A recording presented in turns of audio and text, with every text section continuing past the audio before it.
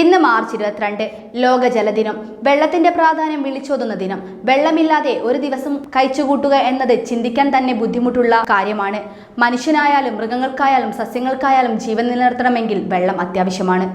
ഹിമാനികളുടെ സംരക്ഷണം എന്നതാണ് 2025 ലോക ജലദിന പ്രമേയം.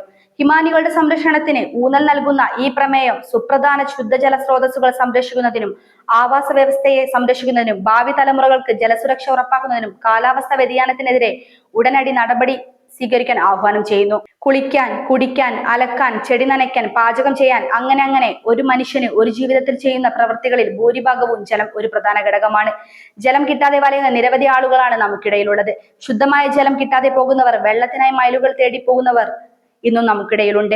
ജലം സംരക്ഷിക്കേണ്ടതിന്റെ ആവശ്യകതയെ ഉയർത്തിക്കാട്ടുന്നതിന് എല്ലാ വർഷവും മാർച്ച് 22 ലോക ജലദിനമായി ആചരിക്കാറുണ്ട്. ദൈനംദിന ജീവിതത്തിൽ പകരം വയ്ക്കാൻ കഴിയാത്ത പ്രകൃതിദത്ത വിഭവമാണ് ജലം. അതിന്റെ ഓർമ്മപ്പെടുത്തൽ കൂടിയായാണ് ജലദിനം ആചരിക്കുന്നത്.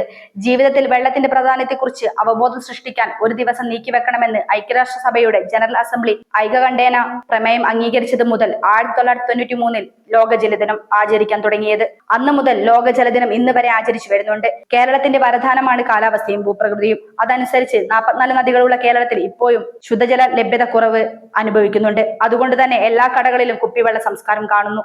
ജലവിനിയോഗ സംസ്കാരം മാറേണ്ട സമയമായില്ലേ എന്ന് മലയാളികളായ നമ്മൾ ഓരോരുത്തരും ചിന്തിക്കേണ്ടത് അത്യാവശ്യമാണ്. കെ ഫയൽ ന്യൂസ് ഡെസ്കിൽ നിന്നും അനുശ്രീ രാമചന്ദ്രൻ.